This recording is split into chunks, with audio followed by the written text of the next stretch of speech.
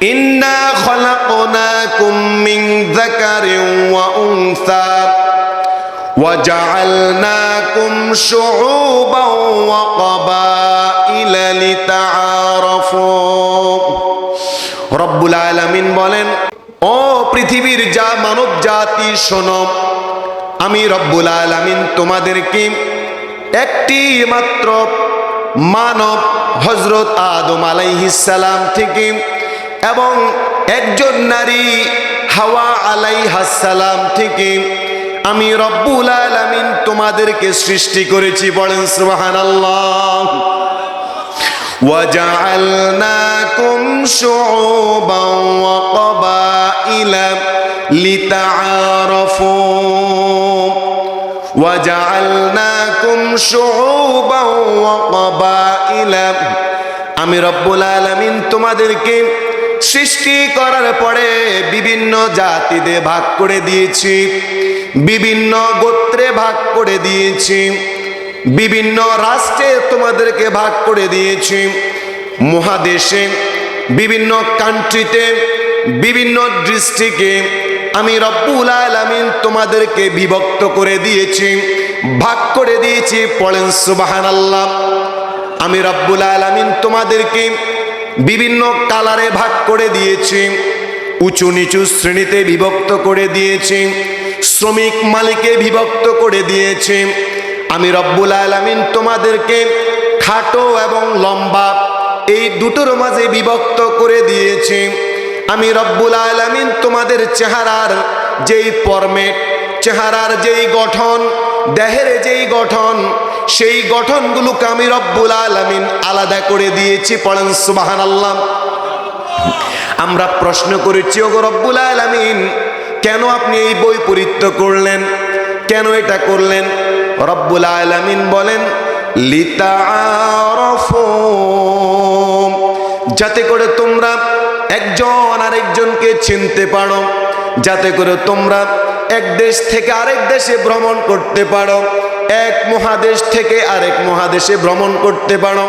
একজনের চেহারার সাথে আরেকজনের চেহারার মিল নাই, আমি রব্বুল আলামিন একজনের চেহারার সাথে আরেকজনের চেহারার বেমিল করে দিলাম, যাতে করে তোমরা একজন আরেকজনকে দেখলে চিনতে পারো। বলেন সুবহানাল্লাহ।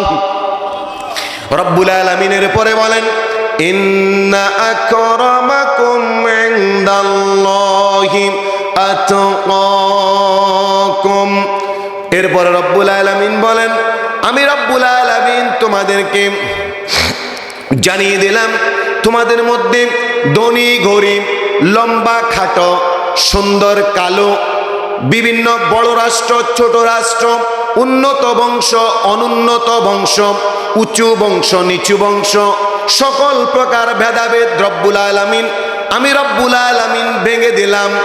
জেনে রাখো, তোমাদের মধ্যে যেই ব্যক্তি বেশি আমি রব্বুল আলামিনকে ভয় করবে, আমি রব্বুল আলামিনের পরহেজগারিতা অর্জন করবে, ও দুনিয়ার মানুষেরা শোনো, আমি রব্বুল আলামিনের কাছে ওই মানুষ, ওই ব্যক্তি, ওই সমাজের মানুষ, ওই রাষ্ট্রের মানুষ অতি সম্মানিত। পড়েন সুবহানাল্লাহ। ইন্নাল্লাহ আলিমুন খবীর, নিশ্চয় আল্লাহ রব্বুল আলামিন সকল বিষয়ে জ্ঞানী এবং সকল বিষয়ের খবর রাখেন। পড়েন আল্লাহু আকবার। সকল বিষয়ে জ্ঞান, সকল বিষয়ের খবর যিনি রাখেন তিনি কে? আমার বন্ধুরা, এই আয়াতের মধ্যে আল্লাহ পাক রব্বুল আলামিন আয়াতের প্রথম অংশে আমাদেরকে স্মরণ করিয়ে দিলেন, হে দুনিয়ার মানুষেরা শোনো, তোমাদের উৎপত্তি কিন্তু এক জায়গা থেকে। পড়েন সুবহানাল্লাহ। তোমরা এক জাতি, এক সর্বশ্রেষ্ঠ নবীর উম্মত, এক আল্লাহর গোলাম তোমাদেরকে যিনি বানিয়ে দিলেন, বলেন তো তিনি কে?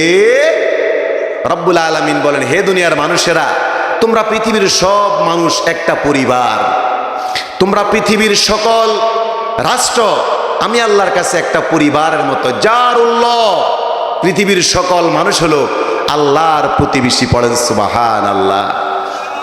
আমার বন্ধুরা, এই আয়াতে কারিমা সূরা হুজরাতের 13 নম্বর আয়াত কেন রব্বুল আলামিন নাজিল করলেন?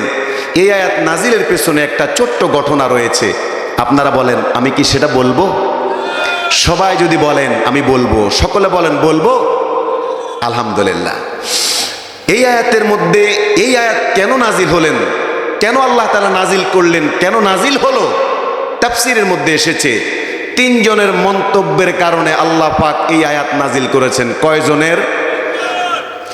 আমার বন্ধুরা, আল্লাহ রাসূল সাল্লাল্লাহু আলাইহি ওয়াসাল্লাম যখন মক্কা বিজয় করলেন, মক্কা বিজয়ের দিন আল্লাহ রাসূল সাল্লাল্লাহু আলাইহি ওয়াসাল্লাম হযরত বিলাল রাদিয়াল্লাহু তাআলা আনহুকে বেলাল রাদিয়াল্লাহু তাআলা আনহুকে মসজিদে হারামের মুয়াজ্জিন নিযুক্ত করলেন। পড়েন সুবহানাল্লাহ। হযরত বেলাল রাদিয়াল্লাহু তাআলা আনহু ছিলেন একজন কালো মানুষ, একজন গোলাম মানুষ, একজন গরিব মানুষ। আজও আমাদের গ্রামগঞ্জে যেই মসজিদগুলো রয়েছে, এখানে যেই সকল মানুষগুলো বেশিরভাগ আজান দেয় এলাকার সাধারণ মানুষ, গরিব মানুষ, খেটে খাওয়া মানুষ। কথা বলেন ঠিক কিনা? কারণ হলো ধনীরা মসজিদে বেশি যাওয়ার সময় পায় না, এই জন্য গরিব মানুষগুলো, এই অসহায় মানুষগুলো, তাদের জায়গা হলো একটা, সেটা হলো মসজিদ। পড়েন সুবহানাল্লাহ। তারা মসজিদে আগে গিয়ে বসে, তারা মসজিদে আগে গিয়ে বসে আল্লাহর সন্তুষ্টি তালাশ করে। পড়েন সুবহানাল্লাহ। হযরত বেলাল রাদিয়াল্লাহু তাআলা আনহু যখন মুয়াজ্জিন নিযুক্ত হলেন, তখন কুরাইশ বংশের একজন অমুসলিম একটা মন্তব্য করল। সে বলল, আমার বাবাকে আল্লাহ তাআলা মুক্ত করেছেন, আমার বাবা ইন্তেকাল করেছেন, এতে আমি আল্লাহকে ধন্যবাদ জানাই। কারণ আমার বাবা দেখে যায় নাই মসজিদে হারামের মধ্যে একজন কালো, একজন হাবশী মানুষ আজান দেওয়ার জন্য মুয়াজ্জিন নিযুক্ত হয়েছে। আমি আল্লাহর কাছে এই জন্য শুকরিয়া আদায় করি। এই একটা মন্তব্য। দ্বিতীয় মন্তব্য হলো, হারেস ইবনে হিশাম নামক একজন রাসূলের সাহাবা পরে হয়েছেন। হারেস ইবনে হিশাম সে মন্তব্য করল, আল্লাহ পাক রব্বুল আলামিন মুহাম্মদ সাল্লাল্লাহু আলাইহি সাল্লামকে মক্কা বিজয় করে দিলেন, আর মুহাম্মদ মসজিদে হারামে আজান দেওয়ার জন্য যেই মুয়াজ্জিন নিযুক্ত করলেন সে হলো একটা কালো কাক। পড়েন নাউজুবিল্লাহ। কালো হওয়ার কারণে, খাটো হওয়ার কারণে, দেখতে কুৎসিত হওয়ার কারণে হযরত বেলালকে যদিও মন্তব্য করা হয় কালো কাক, কিন্তু বেলাল রাদিয়াল্লাহু তাআলা আনহুর পায়ের যে আওয়াজ, এই আওয়াজ জান্নাতে বিশ্বনবী শুনে এসেছেন। পড়েন সুবহানাল্লাহ। ওই যে আল্লাহর কাছে সৌন্দর্য, উচ্চ বংশ, কোন বংশ কত বেশি মর্যাদাবান, কোন ব্যক্তি কত বেশি সুনামধন্য, কত বেশি প্রভাবশালী, এগুলো আল্লাহর কাছে ম্যাটার করে না। বেলাল রাদিয়াল্লাহু তাআলা আনহু যখন তার পায়ের আওয়াজ বিশ্ব নবী জান্নাতে শুনে আসলেন, বিশ্ব নবী বেলালকে ডাক দিলেন, ও বেলাল, তাল হুনা, এদিকে আসো।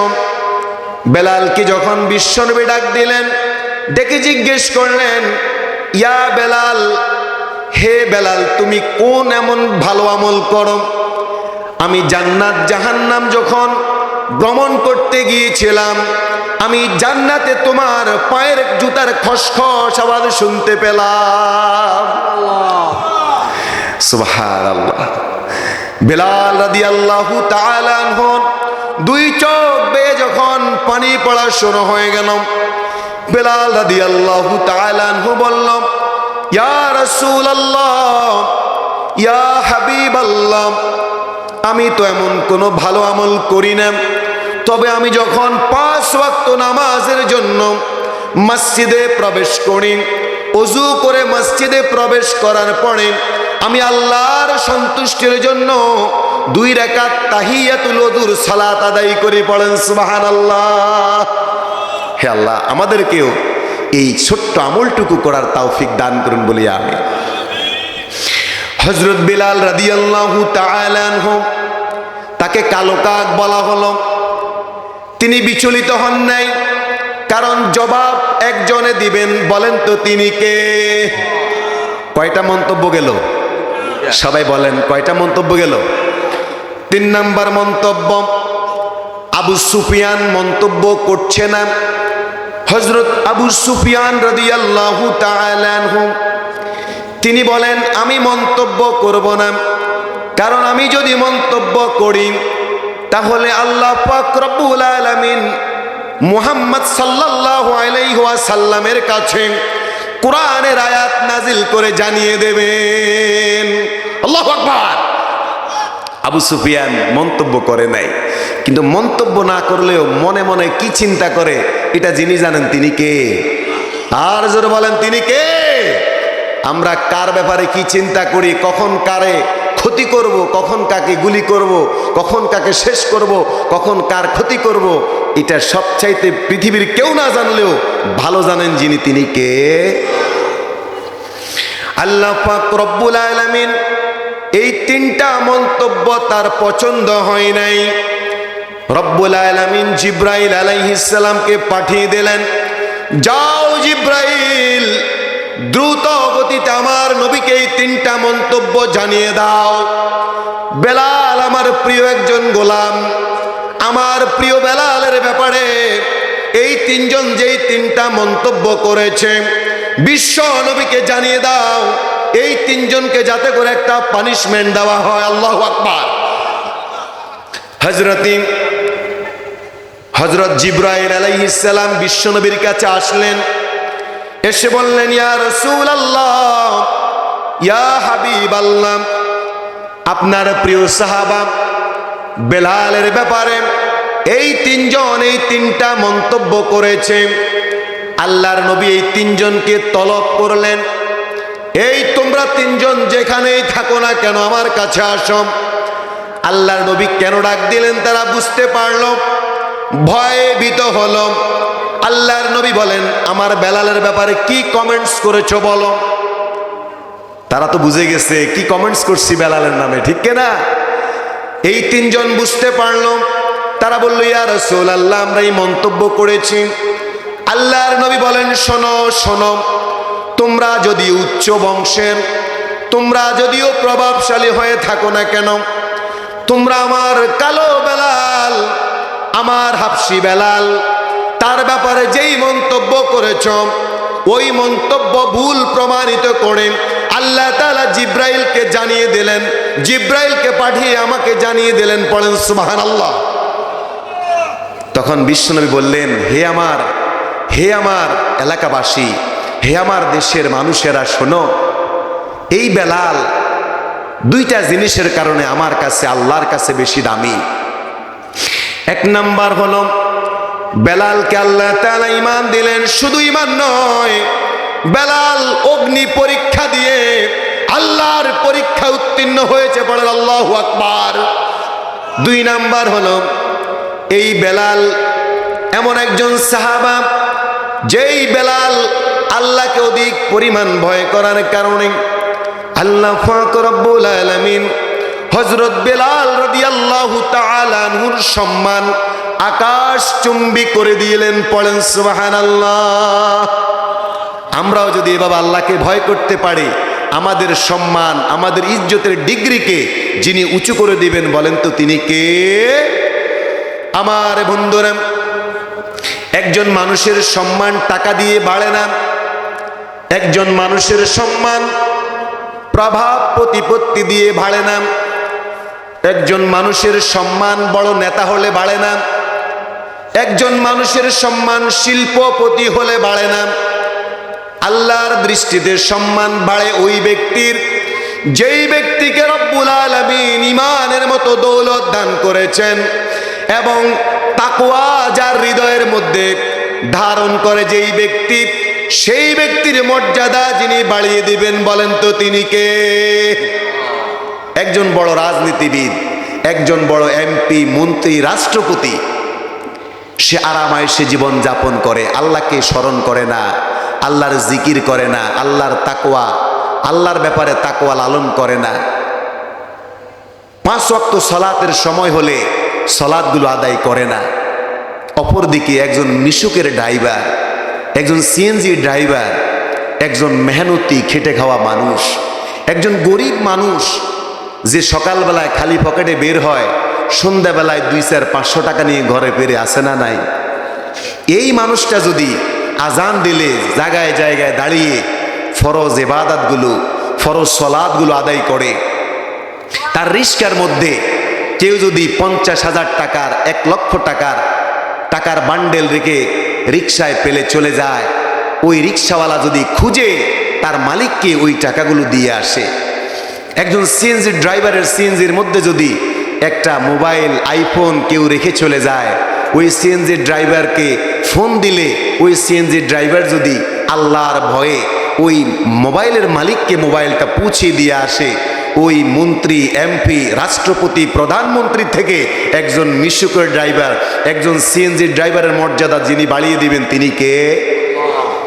কিন্তু আমরা লক্ষ্য করছি বর্তমান সময়ে ইদানিংকালে যদি অটোরিকশা, সিএনজিতে আমরা কিছু ফেলে চলে যাই, মোবাইল কিংবা কোনো দামি জিনিস, ইদানিং কিছু ড্রাইভারের আছে এগুলো ফেরত দিতে চায় না। কথা বলেন ঠিক কিনা?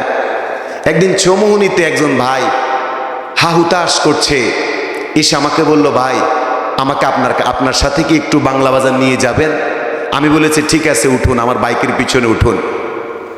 বাইকের পিছনে যখন উঠালাম, একটু সামনে যখন গেলাম, ফুট করে বলল, ভাই থামেন থামেন। আমি বললাম কি হলো ভাই?